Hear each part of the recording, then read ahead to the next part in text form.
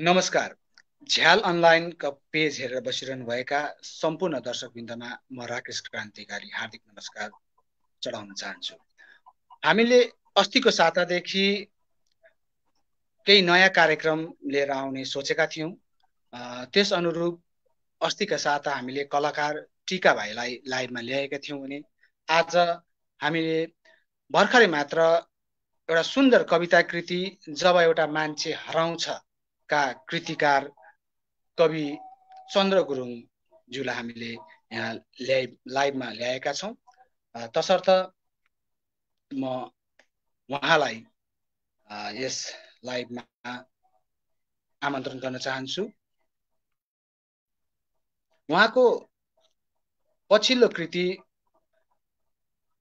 जब एउटा मान्छे हराउँछ जो भर्खरै निस्केको हो, त्यस पश्चात त्योभन्दा अगाडि हामीले उहाँलाई झन्डै 2 वर्ष अगाडि माई फादर्स फेस मार्फत पाएका थियौँ भने अहिले हामी त्योभन्दा अघि झन्डै 2008 सालमा भनौँ उसको मुटुभित्र देशको नक्सा नै थिएन। विक्रम सम्वत 2063 सन् 2008 मा उहाँको पहिलो कविता सङ्ग्रह निस्किएको थियो। दोस्रो कविता सङ्ग्रह माई फादर्स फेस 2020 साल र भर्खरै प्रकाशित कविता सङ्ग्रह जब एउटा मान्छे हराउँछ 2022 साल। उहाँले यति मात्रै नभएर विभिन्न भाषाका कविताहरूलाई उहाँले अनुवाद गर्नुभएको थियो। हामीले त्यो सोसियल साइट मार्फत पनि हेर्न सक्थ्यौँ र त्यसैले उहाँसँग हामी केही क्षण गफ गर्नेछौँ। म स्वागत गर्न चाहन्छु चन्द्र गुरुङ दाइलाई। नमस्कार। नमस्ते। तपाईलाई कार्यक्रममा स्वागत छ। Thank you. तपाईले मलाई सुन्नु हुँदैछ अहिले? सुन्दैछु, मजाले सुन्दैछु है। मेरो पो आवाज आउँदैछ कि छैन? एकदम एकदम आउँदैछ। म पहिले तपाईलाई एउटा प्रश्न गर्न चाहे। यो उसको मुटुभित्र देशको नक्सा नै थिएन करिब 2008 सालमा तपाईले पहिलो कृति निकाल्नुभयो। त्यसपछि माई फादर्स फेस यो अङ्ग्रेजी भाषामा अर्को कृति आयो। फेरि नेपाली भाषामा एउटा कविता सङ्ग्रह भर्खरै आइरहेको छ जुन भारतमा तपाईले पाउन सक्नुहुनेछ। भारतका पाठकहरूको निम्ति हाम्रो किताब घरमा यो कृति भर्खरै मात्र पुगेको छ र कृपया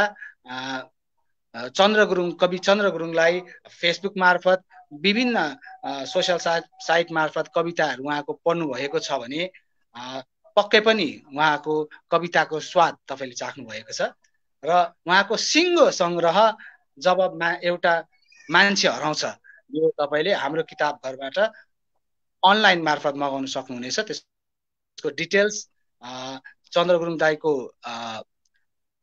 फेसबुकको प्रोफाइलमा पनि छ र यो डिटेल्स तपाईले राम्रोसँग खोज्नुभयो भने हामीले प्राय पाउन सक्छौँ। र अब हामी अगाडि जाउँ।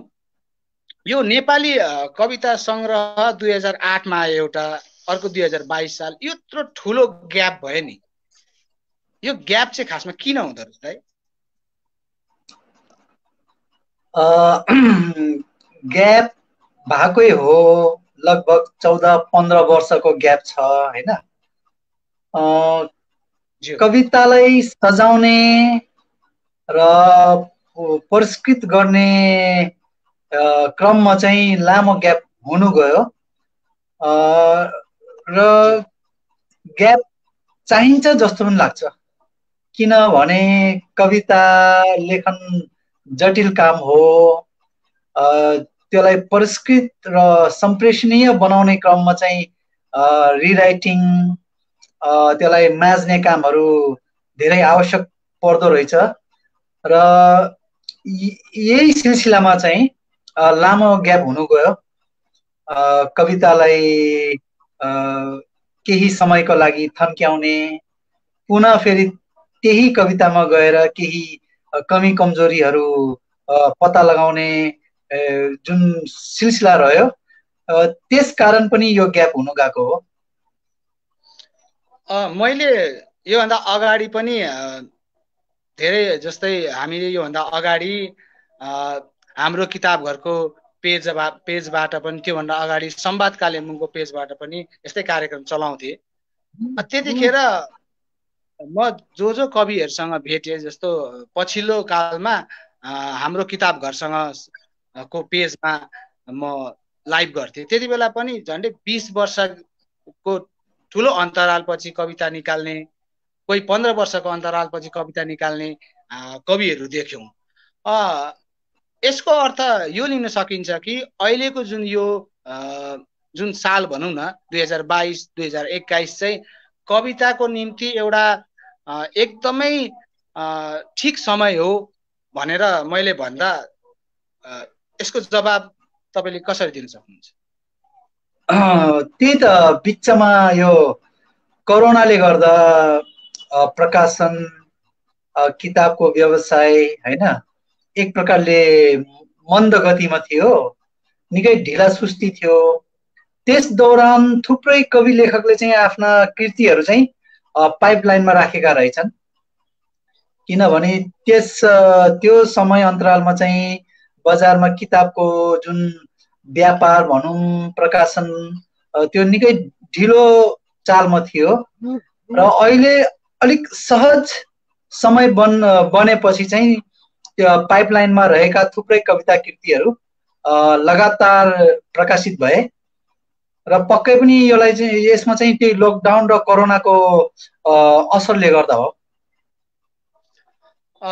तपाईँको कविताहरू पढ्ने अवसर जुर्यो मलाई, जसमा तपाईँका कविताहरूमा राजनैतिक विसङ्गति, देश प्रेम, प्रकृति प्रेम यति विषयहरू पाउँछौँ हामी। यो विषयहरूमा लेख्ने कविहरू पनि धेरै हामी देख्छौँ।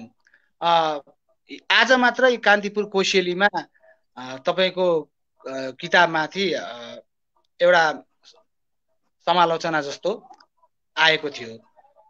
त्यहाँ मलाई एउटा उत्तर राम्रो पाएँ, क्लियर पाएँ, किनभने यो राजनैतिक विसङ्गतिमाथि कविता लेख्दाखेरि कोही उफ्रिने, कोही के गर्ने हैन, अलिक ठुल्ठुलो स्वर भएको त्यस्ता खाले कविताहरू, त्यस्ता खाले वाचनहरू भएका कविताहरू, शब्द भएका कविताहरू चाहिँ पाउँथ्यौँ। तर चन्द्र गुरुङको कवितामा राजनैतिक विसङ्गतिलाई नै कलात्मक ढङ्गले पेश गरिएको छ भन्ने खाले मैले पढ्न पाएँ आज। तपाईँ आफै भनिदिनुहोस् न, अरू कविताहरू र तपाईँको कवितामा चाहिँ पृथकता के छ? विषय त त्यही हो, कन्टेन्ट त्यही हो, तर पृथकता के हो?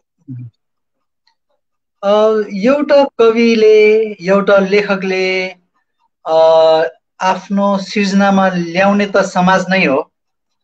अब समाजमा विद्यमान राजनीतिक विसङ्गति हुन्छ अथवा सामाजिक व्यतिथिहरू हुन्छ, आफ्नै परिवेशलाई लेख्ने हो एउटा कवि लेखकले। त्यसकारण कस्तो हुन्छ नि, अब अलिक चेतनशील प्राणी हो कवि लेखक, त्यसकारण पनि आफ्नो समाजलाई आफ्नो सिर्जनामा ल्याउँछन्। तर अब साहित्य भनेको चाहिँ एउटा कलाको विधा हो, अथवा साहित्यलाई कला नै मान्छौँ हामीले। त्यसकारण म चाहिँ के भन्छु नि, साहित्यको कुनै पनि विधामा कला चाहिँ हुनै पर्छ। र सधैँ मैले चाहिँ मेरो कविताहरूमा चाहिँ चाहे जुन विषयमा लेखिएको कविता होस्, सक्दो कला चाहिँ देखियोस्, मैले केही कला चाहिँ भर्न सकौँ भन्ने चाहिँ मेरो ध्यानमा रहन्छ। यसकारण सक्दो कविताहरूलाई कलात्मक बनाउने कोसिस गर्छु म, र सायद यसैले अलिकति मेरा कविताहरू चाहिँ पृथक देखिन्छन् कि। तपाईँ जस्तो हुनुहुन्छ, जति सरल हुनुहुन्छ, तपाईँका कविताहरू पनि त्यति सरल छन्। त्यति नै सरल बिम्बहरू हामी त्यहाँ पाउँछौँ। पाठकहरूले त्यो कविता सङ्ग्रह पढ्नुभयो भने पक्कै पनि चन्द्र गुरुङलाई तपाईँले, चन्द्र गुरुङसँग तपाईँ बोल्नु भएको छ भने, उहाँसँग सङ्गत गर्नुभएको छ भने तपाईँले चन्द्र गुरुङ र त्यो कविता सङ्ग्रहमा चाहिँ केही फरक पाउनु हुँदैन मलाई लागेको। तर कति कविहरू हामी देख्छौँ, यो भन्नै पर्ने स्थिति लाग्यो मलाई। कति कविहरू देख्छौँ जो कविता समाजप्रति लेखिरहेका हुन्छन्, तर कवि आफै पनि जुन एउटा विचार कविताले पुग्छ, तर त्यो विचारमा कवि नपुगेर त्यसको ठिक अपोजिट कविको व्यवहार भइदिन्छ। यसले गर्दा कहीँ कतै कविताको चेतना त आयो, तर त्यो विचार ठिक उल्टा भइदिएर कविताप्रति अलिकति भनौँ न अन्याय भए जस्तो लाग्छ। तपाईँलाई के लाग्छ यो विचार? हो, अब एउटा कवि लेखकले जे लेख्छ व्यवहारमा पनि त्यस्तै प्रस्तुत हुनुपर्छ भन्छु म पनि। किनभने चाहिँ अब कवि लेखक चाहिँ थुप्रैको केन्द्रबिन्दुमा अब एउटा समाजदर्शी, एउटा अब पथ प्रदर्शक को रूपमा चाहिँ पाठकले आम जन मानिसले हेरिराखेको हुन्छ। त्यसकारण कवि लेखक आफ्नो राइटिङ अनुरूपको हुनुपर्छ। असल लेख्छन् त असल व्यवहार नै गर्नुपर्छ भन्छु। तर थुप्रै यस्ता लेखक कविहरू छन् लेखन जस्तो व्यवहारमा छैनन्। थुप्रै उदाहरणहरू छन् र यो एकदमै गलत हो जस्तो लाग्छ मलाई चाहिँ। सक्दो कवि लेखकले आफ्नो राइटिङ जस्तै आफूलाई प्रस्तुत गर्नुपर्छ कि समाजले धेरै कुराहरू उहाँहरूबाट सिक्न सक्ने हुन्छ। यस अवस्थामा चाहिँ हामी धेरै प्रश्न उत्तर प्रति गयौँ। मेरा अगाडि कवि हुनुहुन्छ, फेरि प्रश्न उत्तर सोधिरहँदा पनि अलिकति मोनोटोनस होला पाठकलाई।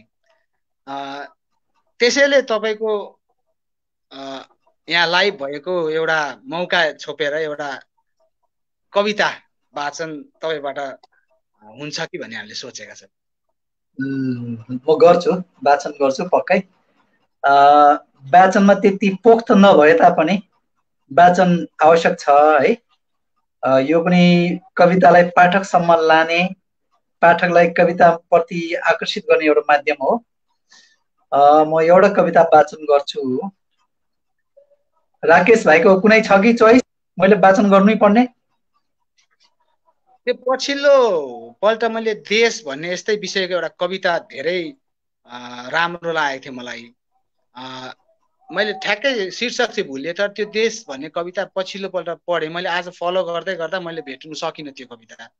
यस्तै विषयमा, देशकै विषयमा एउटा कविता छ, पछिल्लो पल्ट छापिएको त्यो कविता पनि थियो कुनै पत्रिकामा। ल्याम्पपोस्ट हो, बुढो ल्याम्पपोस्ट।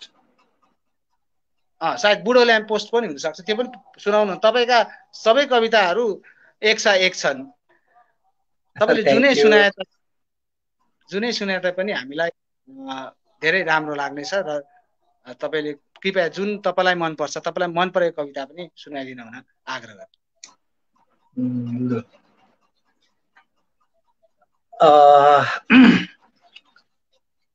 कविताको शीर्षक छ बुढो ल्याम्पपोस्ट।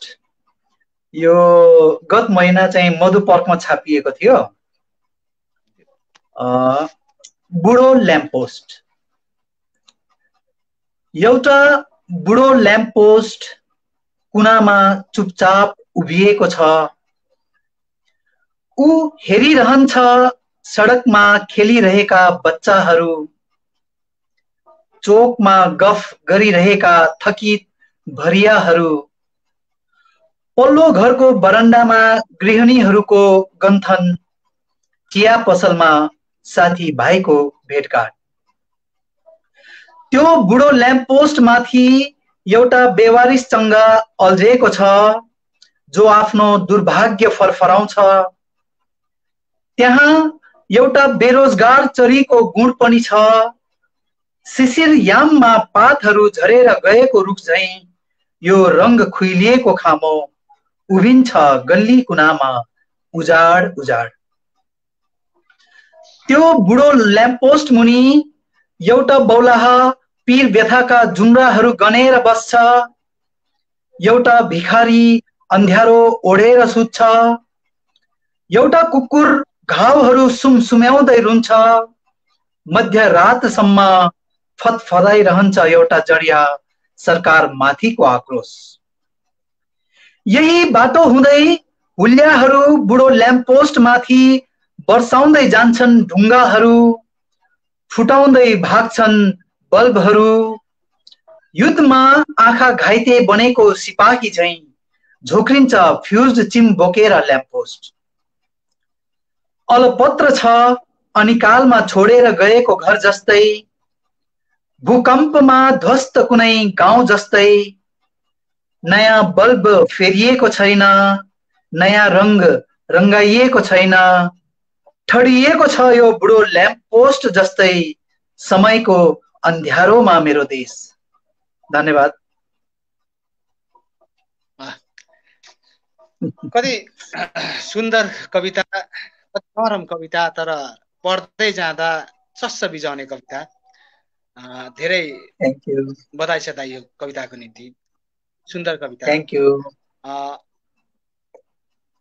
दर्शकहरूलाई यो फेरि ज्ञात गराउन चाहन्छु कि झ्याल अनलाइन झ्याल वार्ता हामीले गत सातादेखि राखेका थियौं र यो दोस्रो श्रृङ्खला हो जसमा हामी समक्ष तपाईहरु देखिरहनु भएको छ कवि चन्द्र गुरुङलाई। र हामी उहाँको कविता जुन अहिले सुन्नुभयो एकदमै सुन्दर कविता, एकदमै शक्तिशाली। र यो कविता अरु कविताहरू पनि, यस साथै अरु कविताहरू पनि हामीले जब एउटा मान्छे हराउँछमा पाउँछौं र यो कविता किन्नको निम्ति तपाईको घरमै आउँछ आजकल कविता।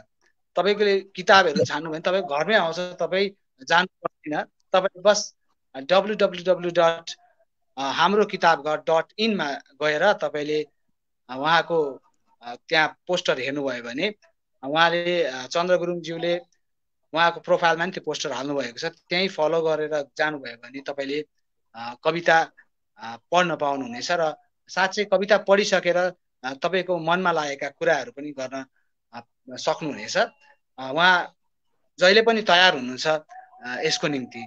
र अर्को कुरा के भने उहाँ नेपालबाट भएको कारण भारतले पनि नेपालले कवितामा के लेख्छ, नेपालले कवितामा के सोच्छ र नेपालको वरिपरि समाज कस्तो छ भन्ने हामीले साहित्य पढेर नै हामी जान्न सक्छौं।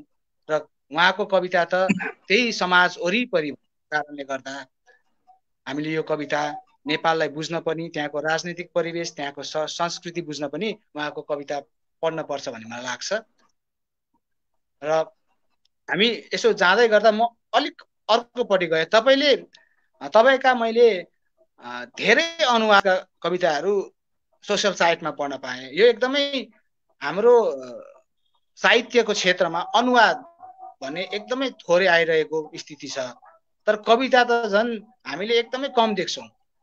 कहिले सुदीप पाखरिङ दाइको एकदमै राम्रा अनुवादहरू देख्छौं, तपाईका अनुवादहरू देख्छौं र ती अनुवादहरूले पनि हामीलाई बाहिरको साहित्यमा के लेखिँदैछ, अर्थात् यहाँबाट नेपालीबाट अरू भाषामा तपाईले धेरै काम गर्नुभएको छ। यसमा अहिले तपाईले जुन काम गरिरहनु भएको छ, तपाईलाई के लाग्छ अझै यसको अनुवाद हाम्रो भाषाबाट अरू भाषामा जाने? एउटा दरो उदाहरण दिनु हो भने फात्सुङ जस्तो उपन्यासहरू झन्डै अब त 3 भाषामा अनुवाद भइसके। अर्को हाम्रो लेखनाथ दाजुकै उपन्यास पनि अनुवाद हुँदैछ। अब कविता पनि अनुवाद हुनुपर्छ भन्ने लागेको, तर कविता अनुवाद गर्न चाहिँ एकदमै अप्ठ्यारो, गाह्रो भन्ने मलाई चाहिँ लाग्छ। तपाईलाई के लाग्छ? अब हाम्रो पाठकहरूलाई, हाम्रो साहित्य प्रेमीहरूलाई अनुवादको खाँचो कति छ र यो काम गर्न कति आवश्यक छ जस्तो लाग्छ? अनुवाद एकदमै जरुरी छ। कविता मात्रै होइन, कथा, उपन्यास, निबन्ध, नाटकै भनौं होइन, थुप्रै साहित्यका थुप्रै विधालाई चाहिँ अनुवाद गरेर हाम्रो नेपाली भाषामा ल्याउनु अत्यावश्यक छ। साथसाथै हाम्रा उत्कृष्ट साहित्य सृजनाहरूलाई, कृतिहरूलाई विदेशी भाषामा लानु पनि आवश्यक छ। अब भाइले अघि नै भनिहाल्यो होइन, फात्सुङहरू भयो, हाम्रो लेखनाथ छेत्रीको किताब भयो, अब हाम्रो कर्णाली ब्लुज नै भयो होइन, र अन्य थुप्रै कृतिहरू आउने क्रममा त छ अङ्ग्रेजीमा, तर एकदमै सङ्ख्यात्मक हिसाबले कम छ। त्यसले गर्दा अझै पनि धेरै थुप्रै सिर्जनाहरू कृतिहरूलाई हामीले कमसेकम अङ्ग्रेजी भाषा नभए हाम्रै छिमेकी भारतको हिन्दी भाषासम्म चाहिँ लानु धेरै आवश्यक छ। किनभने अनुवाद बेगर चाहिँ कृतिहरू अन्य भाषामा जानु सक्दैन।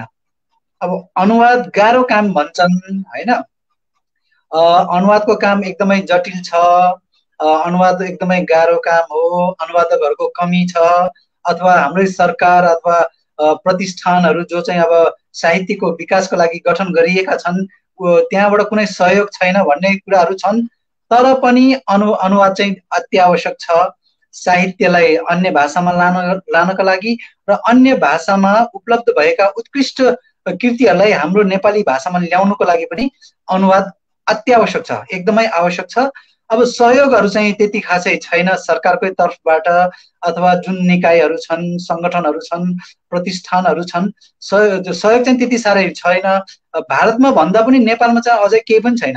भारतमा त धेरै यो क्षेत्रमा धेरै प्रगति भइसकेको छ, भइराखेको छ। मैले हालै हाम्रो सुधीर छेत्री सरले हिन्दी कविताहरूलाई नेपालीमा अनुवाद गर्नुभएको एउटा राम्रो कृति पाएँ होइन। त्यस्तो कामहरू हाम्रो नेपालीमा फट्टफुट्ट गरिराखेका छन्। हाम्रो सुमन पोखरेल कविज्यूले नै गर्नुभएको छ, एउटा राम्रो कृति आएको छ। सुदीप पाखरिन जो स्वयं आफैमा राम्रा कवि हुनुहुन्छ उहाँले गरिराख्नु भएको छ।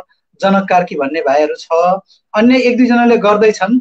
तर जुन हिसाबले अनुवाद हुनुपर्ने हो र ती अनुवादित रचनाहरूलाई चाहिँ किताबको रूपमा ल्याउनु पर्ने हो, त्यो काम चाहिँ त्यति गहकिलो रूपमा भइराखेको छैन। तर यो चाहिँ एकदमै आवश्यक छ, अनुवाद जरुरी छ, र यो अनुवादित रचनाहरू सिर्जनाहरू चाहिँ किताबको रूपमा चाहिँ आउनु एकदमै जरुरी छ।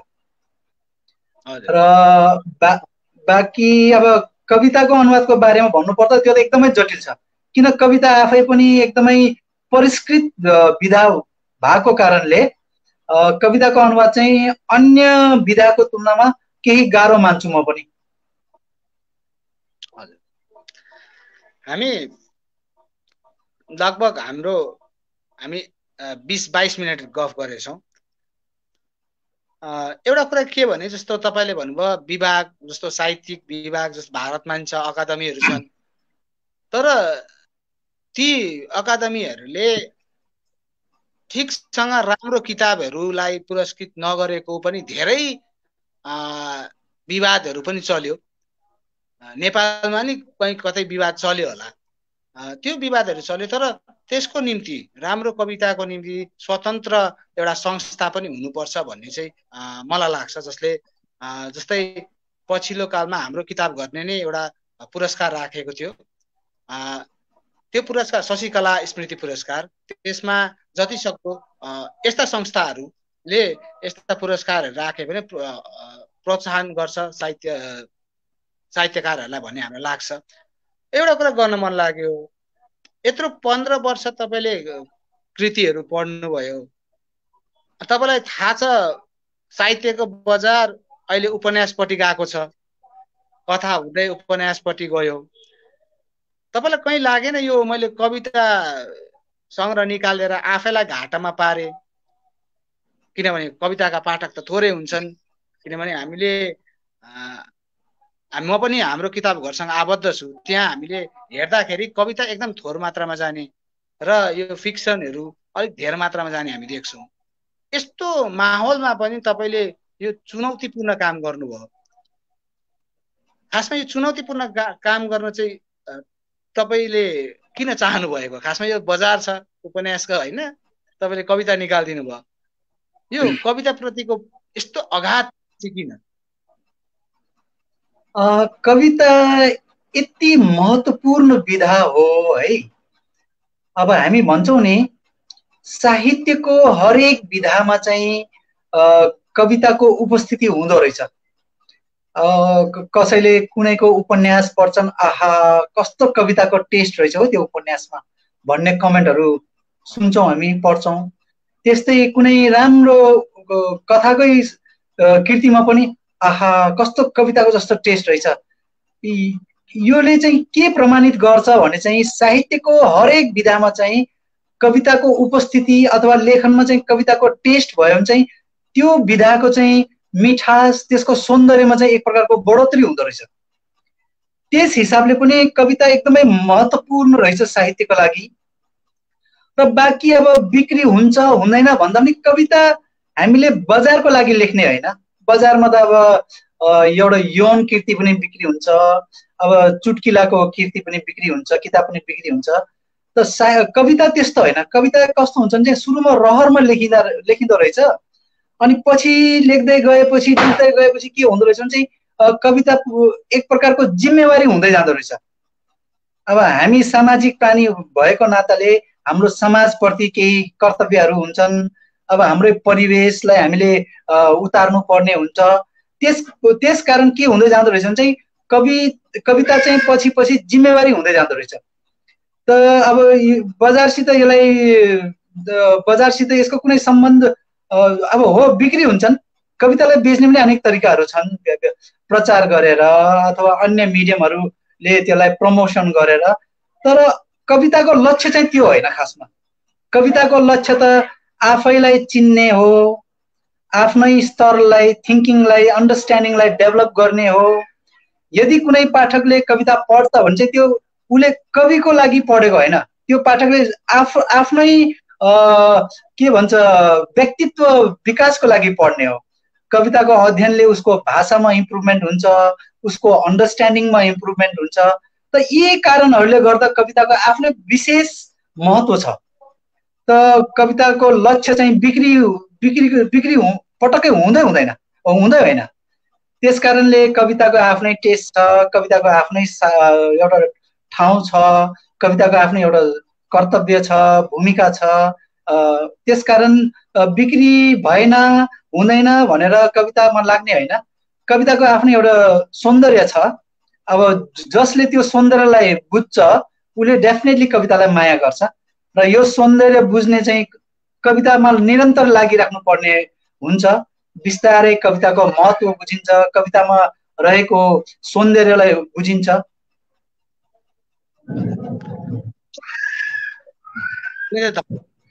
जय गुरुङ सरले प्रश्न उठाउनु भएको थियो। खासमा यो प्रश्न आफूले गर्दाखेरि यो बजारले भन्ने प्रश्न हो, यो अरू कविहरूले भन्ने पनि प्रश्न हो।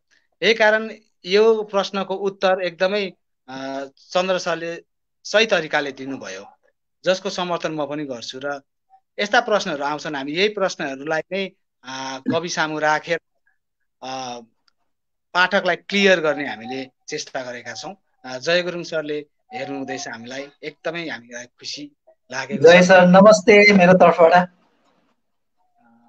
र हामी अहिले कविताकै कुरा गर्दाखेरि फेरि एउटा गम्भीर विषय हो कविता। कविता लेख्न जति गम्भीरता चाहिन्छ, जति अध्ययन, जति हामीले धेरै कुराहरू चाहिन्छ भनौँ कवितामा।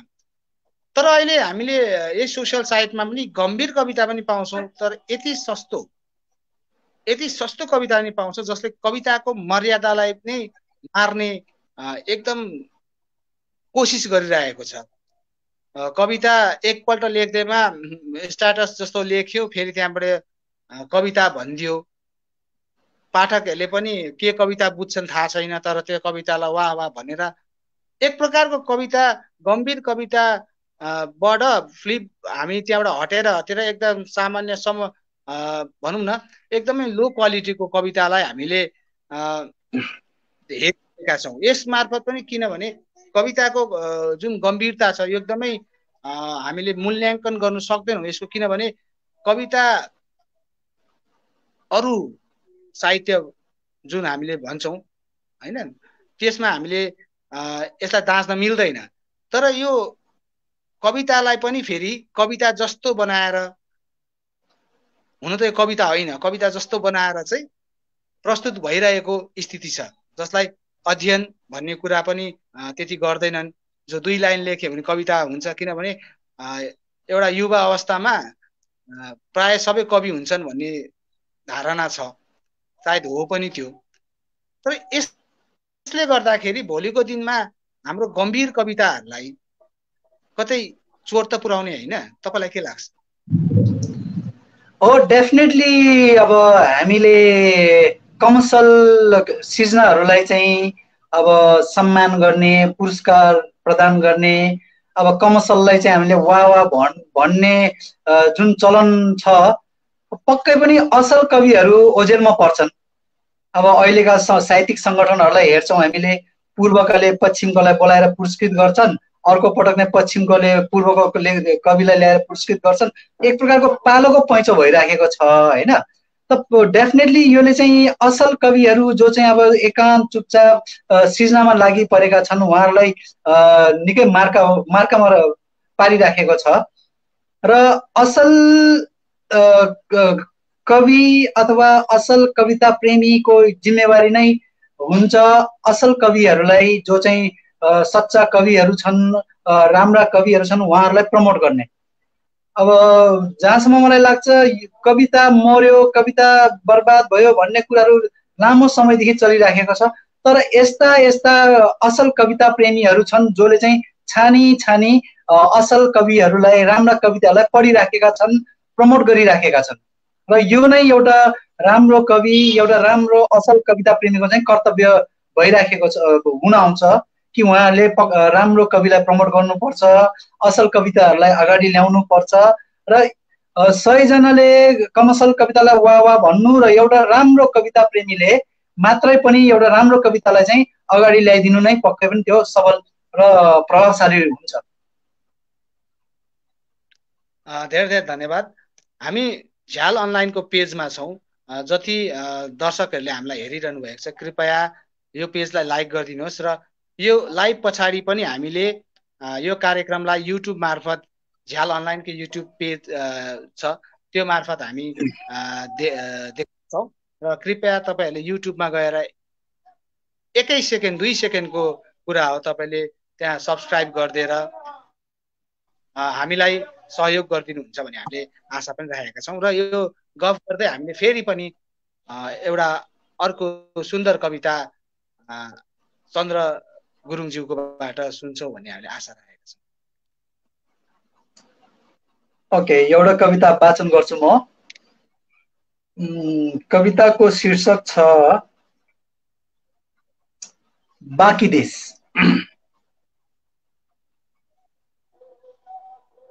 त अहिले के भइराखेको छ भने अब देशको सामाजिक, राजनीतिक र अन्य थुप्रै समस्याहरूले गर्दा नेपालीहरू देश छोडेर जान बाध्य छन्।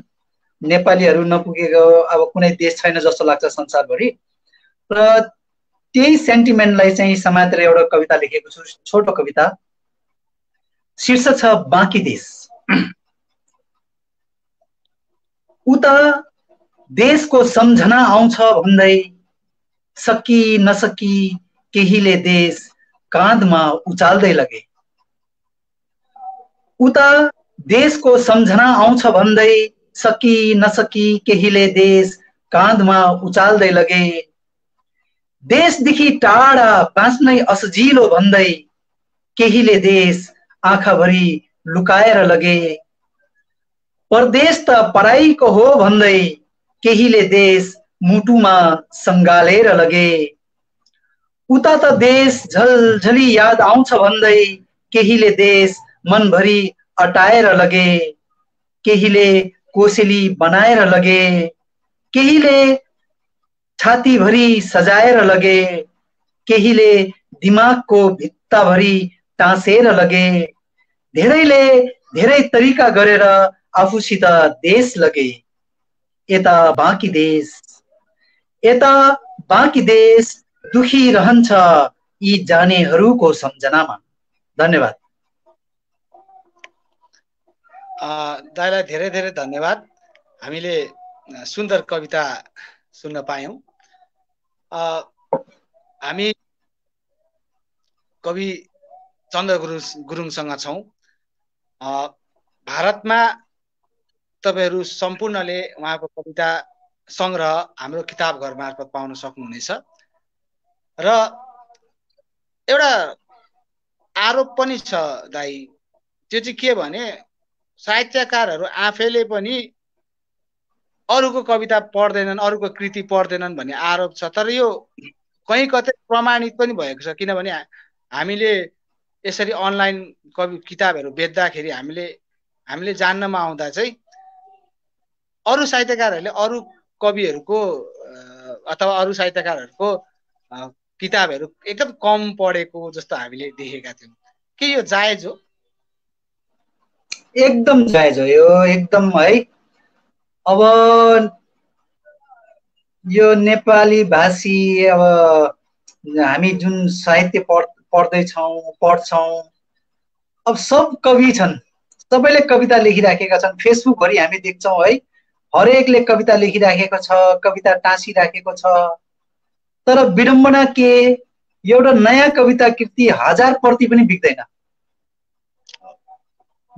कारण के हो? त्यही अब कवि छन् सबै, अब म आफै कवि, अरू कविलाई किन पढ्नु भन्ने सोचले ग्रस्त हो कि अथवा कवितालाई हेला पो गरेको हो कि एउटा नयाँ कविता कृति 1000 प्रति बिक्री भएर एउटा दोस्रो संस्करणसम्म आउनु पनि बडो गाह्रो छ।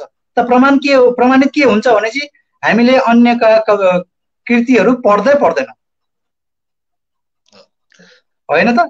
यही कुराले चाहिँ साबित हुन्छ हाम्रा कवि लेखकहरूले अन्यलाई पढ्नै खोज्दैनन्, ठुलो कुरा गरिराखेका हुन्छन् है। कविता प्रेमी भनेर आफूलाई घोषित गरिराखेका हुन्छन्, म कवि हुँ भन्छन्, तर पक्कै पनि पढ्दैनन्। यो चाहिँ मेरो पनि अनुभव हो। पछिल्लो समय, लकडाउन समय हामीले पनि केही कविता प्रतियोगिताहरू राखेका थियौँ। अनि म र 2-3 जना दाजुहरू बसेर हिसाब लाग्यौँ कतिजना चाहिँ कविता प्रतियोगितामा विभिन्न संस्थाले गरेको थियो। झन्डै दार्जिलिङ भारतमा मात्रै नेपाली भाषी हामीले हिसाब झन्डै 1000हरू पुगे, झन्डै 1000को छेउसम्म पुगे, 500 1000को छेउसम्म पुगे। खुसी लाग्यो। फेरि त्यही हामीले एउटा कविता सङ्ग्रह निकाल्दाखेरि 500 प्रति निकाल्दा झन्डै त्यो 10 वर्ष 20 वर्ष लाग्छ। सही कुरा। अनि यो विडम्बना पनि छ। हामी अघि बजारको कुरा पनि गरिरहेका थियौँ, बजारसँग दाज्नु मिल्दैन पनि भनिरहेको थियो। तर पाठकसम्म पुग्नु पर्यो त्यो कविता भन्ने चाहिँ हाम्रो चाहना हो। एउटा पाठकले पढेर समीक्षा जबसम्म कविता त कविमै रहन्छ, किनकि कविले समाजप्रति कविता लेखेको हो भने त्यो समाजप्रति पट्टि नै जानु पर्यो भन्ने हाम्रो चाहिँ आशय हो। यसलाई कृपया बजारसँग जोडिएको भनेर नलिनु होला, किनभने अहिले यो संसारै बजारसँग जोडिएको छ। राम्रो कुरा नराम्रो कुरा दुवै नै बजारमा छ। त्यही भएर नि हामीले प्रश्नहरू पनि उठाएका हौँ। यो प्रश्न त आम प्रश्न पनि हो। अर्को कुरा, जुन कविता लेख्नमा जति अध्ययन जरुरी छ, समाजको अध्ययनदेखि लिएर विभिन्न किताबका अध्ययन एकदमै जरुरी छ। अहिले धेरै कविहरूले नयाँ कविहरूले कविता लेखिरहेका छन्। तपाईँ उहाँहरूलाई, जसले नयाँ कविता लेखिरहेका छन्, नव कविहरू छन् या साहित्यकारहरू छन्, उहाँलाई के सुझाव दिन चाहनुहुन्छ? अध्ययन कतिको महत्त्वपूर्ण हो, साधना कतिको महत्त्वपूर्ण हो? तपाईँको विचारमा उहाँलाई तपाईँको 1-2 शब्दहरू, किनभने तपाईँ अहिलेदेखि कविता क्षेत्रमा, साहित्य क्षेत्रमा लाग्नु होइन, तपाईँलाई अनुभव छ। त्यही कारण अहिलेका नव साहित्यकारहरूलाई केही सुझाव दिनुहुन्छ कि? कविताको बारेमा हामी चाहिँ के बुझ्छौँ भने चाहिँ कविता भनेको हाम्रो विचार र भावनालाई भाषाको माध्यमबाट उजागर गर्नु हो, प्रस्तुत गर्नु हो। तर कविता कलाको रूप पनि भएको कारणले जे लेख्छौँ हामी त्यसलाई परिष्कृत गर्नु एकदमै आवश्यक छ। किनभने चाहिँ कविता भनेको भाषाको माध्यमबाट हाम्रो विचार र भावनाको उत्कृष्ट प्रस्तुति हो। भनेपछि त्यो भाषाको उत्कृष्ट रूप आउनु पर्यो र उत्कृष्ट ल्याउनको लागि पनि हामीलाई भाषाको ज्ञान हुनु पर्यो, हामीमा अध्ययन, प्रचुर मात्रामा अध्ययन हुनु पर्यो। त्यस कारणले म भाइ बहिनीलाई त्यही भन्छु, निरन्तर लागिराख्नुहोस्, निरन्तर लेखिराख्नुहोस्, सृजना गरिराख्नुहोस्, अध्ययन गरिराख्नुहोस्। अन्य कवि, वरिष्ठ कवि अथवा प्रसिद्ध कवि अथवा राम्रो नाम चलेका कविहरूको लेखन शैलीहरूबाट केही सिक्नुहोस्, तर निरन्तरता लागिराख्नुहोस्। बाँकी अघि नै मैले भने कविता भनेको भाषाको उत्कृष्ट प्रस्तुति हो, त्यसकारण परिष्कृत गर्दै लाने कोसिस गर्नुहोस्, रिराइटिङ गरिराख्नुहोस्। अब उहिलेको तुलनामा अहिले त धेरै सजिलो छ अध्ययनको लागि, गुगल छ, इन्टरनेटहरू एभाइलेबल छ, हामीले नेटबाट नै सर्फिङ गरेर विदेशी कविताहरूलाई पढ्नु पाउँछौँ। खोज्यो भने हामीले अनेक भाषाका कविताहरूलाई चाहिँ पढ्न सक्छौँ हामीले। त अध्ययन जरुरी छ, निरन्तरता जरुरी छ, म त त्यही भन्छु। त्यो नै भयो मेरो सल्लाह भाइ बहिनीहरूको लागि। धेरै धेरै धन्यवाद तपाईँलाई। किनभने किताब पढ्नुपर्ने हुन्छ, तर एउटा कुरा पनि ख्याल चाहिँ के गर्नुपर्ने रहेछ भने मलाई जहाँसम्म लाग्छ, कविता कस्तो कविता पढ्ने या त कुन खाले कविता पढ्नेमा एउटा चोइस हुन्छ नि, त्यसमा पनि हामीले अलिक सचेत हुनुपर्छ कि भन्ने पनि मलाई चाहिँ लाग्छ। एकदम जायज, एकदम सही कुरा हो। टिका भाइ दाजु पनि आइपुग्नु भएको छ, उहाँले नमस्कार। टिका सरलाई नमस्ते। हामीलाई सम्झिनुभएका सम्पूर्ण पाठकहरूलाई फेरि पनि हामी यो ज्ञात गर्न चाहन्छौँ कि यो झ्याल वार्ता, झ्याल जुन पत्रिका छ, हामीले यसको वेबसाइट पनि छ, तपाईँले यसमा फेसबुक पेज मार्फत पनि हामीले विभिन्न समाचारहरू हामीले तपाईँहरूलाई दिइरहेका छौँ र यसको युट्युब पेज पनि छ। कृपया तपाईँहरूले वेबसाइट हेरेर हाम्रो फेसबुक पेजमा लाइक गरिदिएर र युट्युबमा पनि सब्सक्राइब गरिदिएर हामीलाई सहयोग गर्नुहुन्छ भन्ने आशा छ। एउटा प्रश्न आयो जय सरकोबाट। चन्द्रज्यू नमस्कार, भारतका नेपाली कृतिहरू नेपालमा कतिको पठन गरिने गरेको छ? एउटा सानो जिज्ञासा उहाँले पोख्नु भएको छ, कृपया जवाब। हेर्नुहोस्, उताको साहित्यको चाहिँ नेपालमा एक यस्तो हाई डिमान्ड छ, म आफै पनि अनुभव गर्छु होइन। अब उतातिरको कृतिहरूलाई नेपाली पाठकले एकदमै माया गर्छन्, तर समस्या के हो? बजारको अभाव छ। बजारमा अब बोर्डरमा पनि समस्या छ। अब उताको सरकार कि यताको सरकार होइन, कसको कारणले गर्दा हो समस्या छ, किताबहरूको ओसार पसारमा समस्या छ। यो भन्दा माथि कुरा गर्नु पर्यो भने उतातिरको साहित्यको नेपालमा एकदमै हाई डिमान्ड छ। उतातिरको कविहरूलाई, कथाकारहरूलाई, उपन्यासकारहरूलाई पढ्ने नेपाली पाठकमा एकदमै ठुलो इच्छा छ। अब सञ्जय विष्ट सरको र हाम्रो मनप्रसाद दाईको चाहिँ सङ्गिलाबाट कृतिहरू आउँदै रहेछन्, नेपाली पाठक धेरै खुसी छन्। र केही समय अगाडि हाम्रो सन्ध्या आचार्यको कृति, बबिता मादेनको भयो, विनिता छेत्रीहरूको, अब हाम्रो फतसुङै भयो होइन, लीला हाम्रो लेखनाथको कृति भयो, मैले पुष्करको पनि पढेँ। एकदमै हाई डिमान्ड छ यतातिर, तर समस्या चाहिँ त्यही हो। अब इम्पोर्ट एक्सपोर्टमा कता के चाहिँ प्रब्लम छ जसले गर्दा ओसार पोसार चाहिँ सहज छैन रहेछ। नत्र उताको कृतिलाई एकदमै आँखामा राख्ने पाठकको जमात चाहिँ एकदमै ह्युज छ नेपालमा।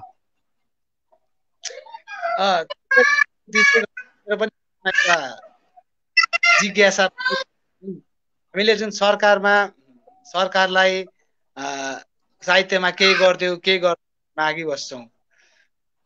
अब सरकारले साहित्यमा केही गर्नुपर्छ जस्तो लाग्दैन।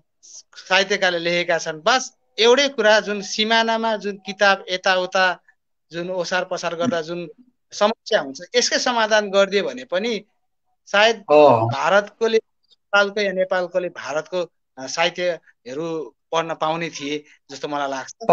फेरि प्रश्न आएको छ बिलोक शर्माज्यूले गर्नुभएको। श्रद्धेय कविज्यूमा नमस्कार, यहाँले कविता लेखनमा कसलाई प्रेरणा मान्नुहुन्छ? बिलोक शर्मा सर नमस्ते। प्रेरणा भन्नाले त अब एकदमै उहाँलाई नै फलो गर्छु, उहाँबाट नै म इन्सपायर्ड छु भन्ने त्यस्तो त केही नि भएन। अब अग्रज दाईहरूलाई त पढेकै हो, अग्रज कवि दाईहरूलाई पढेकै हो। विशेष मेरो कविताहरूमा चाहिँ म चाहिँ मेरै समाज, मेरै परिवेश, मेरै वरिपरिको अब घटनाक्रमहरूलाई चाहिँ स्रोत मान्छु। ती विषयवस्तुहरूबाटै प्रेरित भएर कविता लेख्छु। बाँकी अग्रज दाईहरूलाई त पढेकै छु, पढ्नै पर्छ भन्छु म। एकदमै विशेष उहाँबाटै प्रेरित भएको जस्तो चाहिँ लागेको छैन। धेरै धेरै धन्यवाद दाइ। हामीले 45 मिनटको समय बिताउन पायौँ तपाईँसँग र हामी अन्तमा पुगिसकेका छौँ र यो 45 मिनट समय हामीलाई दिनुभयो। यसको निम्ति हामी झ्याल अनलाइनका सम्पूर्ण टिमबाट तपाईँलाई धन्यवाद दिन चाहन्छौँ र हामी फेरि अन्य माध्यमबाट पनि हामी भेट्न चाहन्छौँ र उहाँको चन्द्र गुरुङज्यूको कविता पढ्न चाहनुहुने अवश्य पढ्नुपर्छ, किनभने समाजलाई बुझ्नु छ भने, नेपालको विभिन्न समाजलाई बुझ्नु छ भने, नयाँ नयाँ लेखकहरूलाई कस्तो शैली, के शैली बारे ज्ञान लिनु छ भने पनि कविता पढ्नु जरुरी छ, विभिन्न साहित्य पढ्नु जरुरी छ। यसकारण पनि भारतमा केही प्रति मात्रै छन्, यो पनि तपाईँहरूलाई जानकारी दिउँ। केही प्रति मात्र छन् र जति सक्दो तपाईँहरूले छिटोभन्दा छिटो लिनुभयो भने एकदमै राम्रो हुनेछ। जसको निम्ति तपाईँले अघिबाटै मैले भनिसकेँ, हाम्रो किताबघरमा गएर तपाईँहरूले अनलाइन मार्फत लिन सक्नुहुनेछ, www.hamrokitabghar.in। अनि अहिलेसम्म हामीलाई समय दिनुको निम्ति म तपाईँलाई धेरै धेरै धन्यवाद दिन चाहन्छु। मेरो तर्फबाट पनि झ्याल अनलाइनलाई धन्यवाद, राकेश क्रान्तिकारी भाइलाई पनि धन्यवाद। र भर्खर मेरो जब एउटा मान्छे हराउँछ कृति प्रकाशित छ र केही प्रति मैले भारततिरका साथीभाइ पाठकहरूको लागि पठाएको छु। तपाईँहरूले हाम्रो किताबघर मार्फत लिनु सक्नुहुनेछ र कविताहरू राकेश भाइले भनेको जसरी नेपाली समाज पढ्न सक्नुहुन्छ तपाईँले मेरा कविताहरूमा। साथसाथै म लामो समय वैदेशिक रोजगारीको सिलसिलामा बाहिर रहेँ। एउटा परदेशीको पीडा त्यसलाई पनि मैले कविता मार्फत ल्याउने कोसिस गरेको छु। यस अलावा मानवीय जीवन दर्शन अनि माया प्रेमका कविताहरू पनि छन्। पक्कै तपाईँहरूले मेरो कृतिमा भेराइटी पाउनुहुनेछ। अनुरोध गर्छु पढिदिनु होला, माया गरिदिनु होला। यति भन्दै म चाहिँ अब झ्याल अनलाइनलाई फेरि धन्यवाद भन्दै बिदा हुन्छु। नमस्ते। नमस्कार। उहाँ हुनुहुन्थ्यो कवि चन्द्र गुरुङ, जसको पछिल्लो कविता सङ्ग्रह जब एउटा मान्छे हराउँछ निस्किसकेको छ।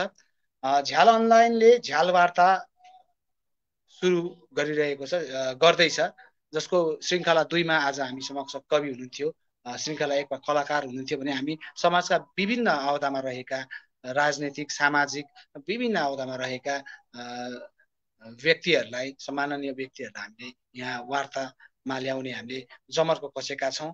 र तपाईँहरूले पनि झ्याल अनलाइनलाई सहयोग गर्नको निम्ति कृपया यो अब प्रसारण सकिन आँटेको छ, यसको जुन लाइभ पछिको जुन अरू प्रसारणहरू छ, जुन तपाईँले यो हेर्नु चाहनुहुन्छ, यसको निम्ति तपाईँ युट्युबमा झ्याल अनलाइनलाई तपाईँले टाइप गरेर युट्युबमा तपाईँले हेर्न सक्नुहुनेछ र सब्सक्राइब गर्नु पनि सक्नुहुनेछ। किनभने हरेक हप्ता हामीले नयाँ नयाँ साहित्यकारहरूदेखि लिएर राजनीतिज्ञ या सामाजिक अध्येता सम्पूर्णलाई हामीले ल्याउने कोसिस गर्नेछौँ र तपाईँको सहयोग पनि हामीलाई मिल्नेछ भन्ने आशा राख्दै म यहाँबाट बिदा हुन चाहन्छु। नमस्कार।